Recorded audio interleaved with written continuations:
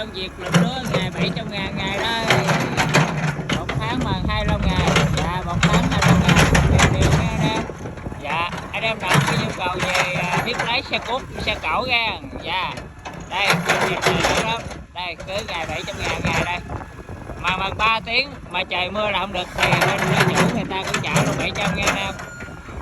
Dạ đó đây 700 ngày nha. Xe 05 07 đó, để cho bữa nha, bữa xe 05 bữa chạy 07 anh em. Đó, cứ phá lắp mặt bằng rồi lắp cống thôi. Đây nè đó, mình vô bằng 3 tiếng 4 tiếng mà trời mưa thì người ta cũng trả cho mình ngày công luôn nha. Rồi cảm ơn anh em theo dõi, rồi chào các anh em, hẹn anh em lần sau gặp lại.